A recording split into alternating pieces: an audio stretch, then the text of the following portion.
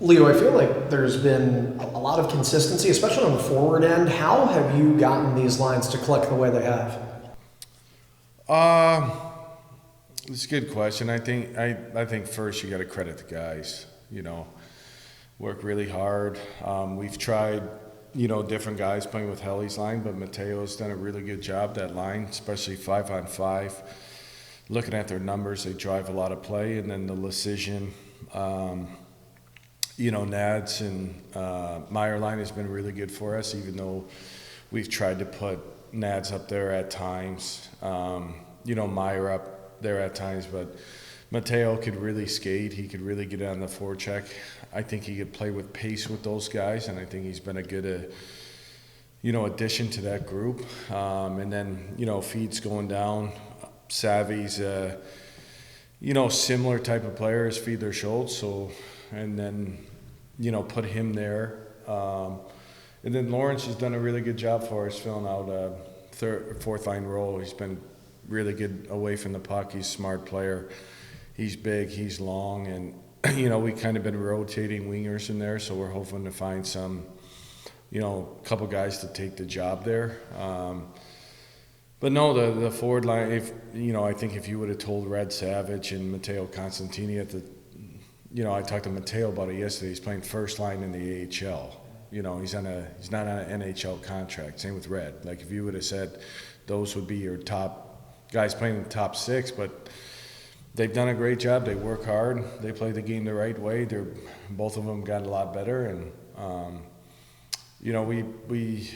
I think we're playing good hockey, and I think the forward group has done an excellent job. I think that it's a work-based group. They play the right way, and they got to continue to play the right way. Would it be fair to describe this forward group as versatile? I feel like you have a lot of players that each one kind of brings a little something different than the next. Yeah, I don't know about versatile, but they just work. That's why I look at the group. Like other than, Helly's a first line player in our league. Like you got to look at the dynamics of the group. Like what if I asked you what guy's a top six forward on a team? Okay, who else? I mean, I think Wally can become that. Yes, but he's a 20-year-old kid who played third line for us last year. You know what I'm saying? Right. Like it's a work-basing group. Right. Like there's nothing against the guys, but like the reality is we have a bunch of guys that probably never thought they'd be here this year, but they've done an excellent job. And I love coaching this group. Like they're amazing to coach. They work hard. They listen. We've gotten a lot better over a team. Like I look at it like my first year in juniors. Like we have 10 guys on our team that haven't played over 50 games in the American Hockey League. I don't know what other roster has that. Look at we have 3D playing in the lineup. This is their first full season in the AHL, and they've been awesome. Like I have no issues with.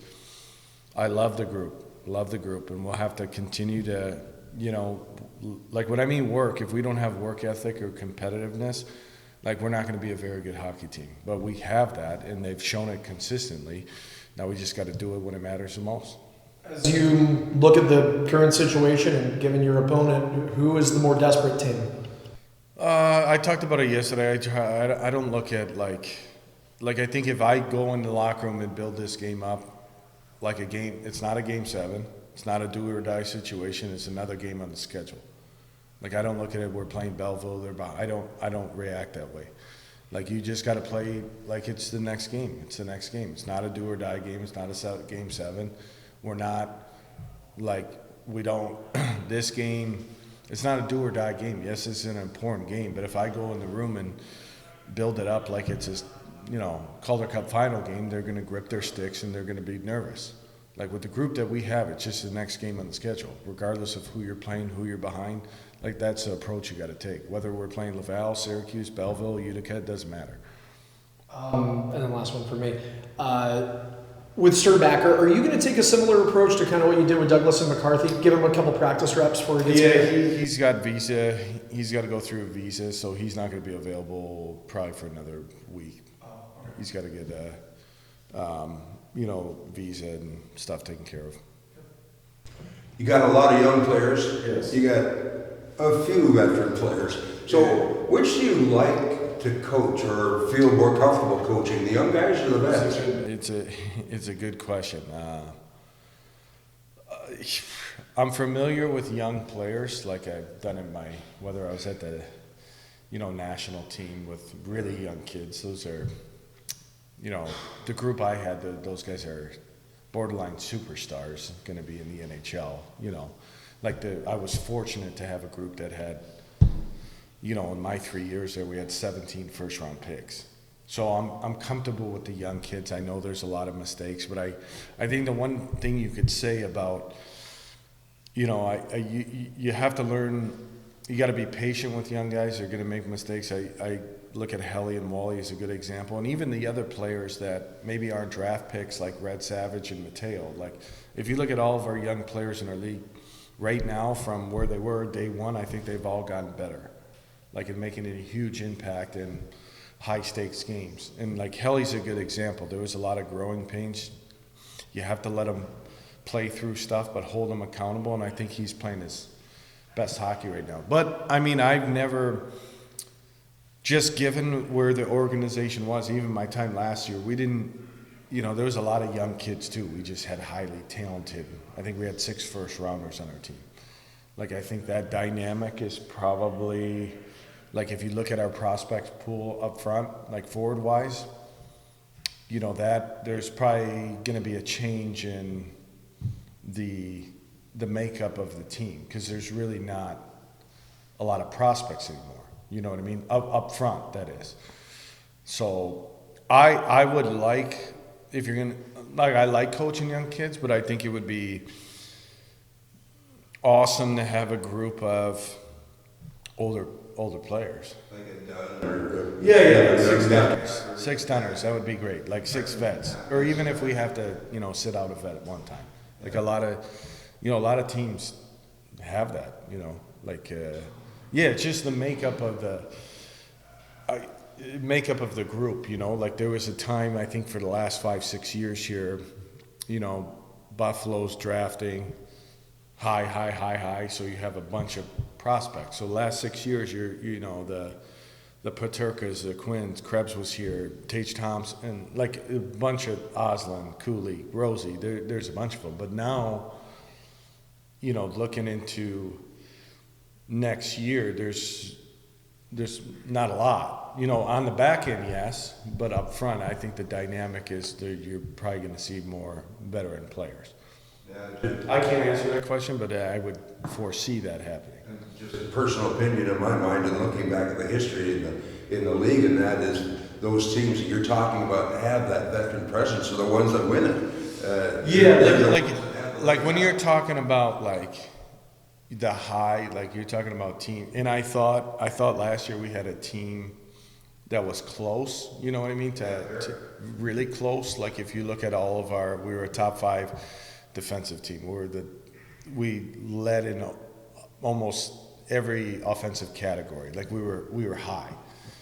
Now, but those teams where when you get over 40 wins, like, you're talking about like really good teams that, like, you look at the Grand Rapids of the world, the Providences of the world, the Charlotte of the world. That used to be always Hershey. Oh, Hershey. Now they're going through, a dynamic change where they're getting a little younger. But you look at those teams, they're sitting out a veteran player every single night. Like, they have 7, 8. Yeah. Like Grand Rapids has. You're talking about guys that have played 400-500 American League hockey games. Like, it's. Some of them, like a couple hundred in the NHL. No, for sure. Like, there's. I think that's a unique thing about our league is like. It could change every single season on how, and we've talked about that before, Donnie, like just the landscape, how many picks you have coming in, how do you fill out your roster. You want to develop your guys, but you also want to have a winning culture. Like, it's a balancing act for sure. And like this year for us is probably, and like it's been a crazy year, you know what I mean? Like, we have 11 guys, right? 11 guys that started our where we started the season with are either not here or been traded or they're hurt, so, and then when you look at I think of why I have so much respect for our group and our guys, so many young kids, they don't know any better. They don't know the 3 and 3s. They don't know the 7 games in 11 days. That's why I love the group. They just go out there and play. You have, like I talked about it yesterday, like when you look at the group, like you look at, yes, Helly and Wally are on our first line. This is their second year in the American Hockey League. So you're talking about that. Those are 19 and 20-year-old kids getting everybody's best defenseman every single night, like every single night on the road. And then you have Mateo, who's never played in the league. And then you go to the second line. Jags, this is his first full season in the American Hockey League. He spent time in the East Coast Hockey League last year. He's been great for it. Red Savage has never played in our league before.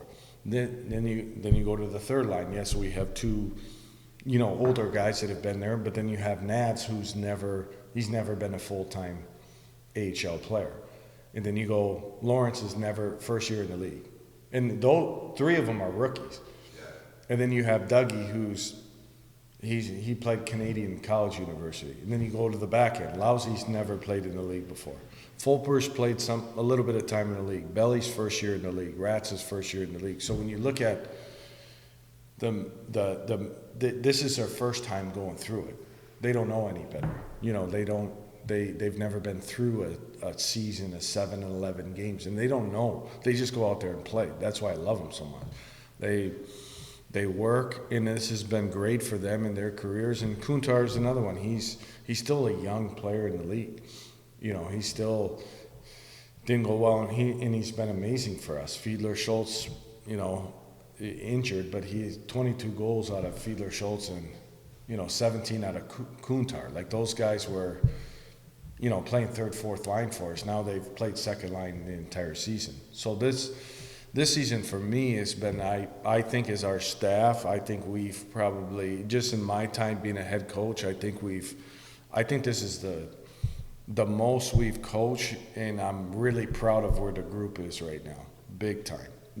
Like we just played 3 teams that have 40 wins, and we outplayed them 5-on-5. Did we win every game? No.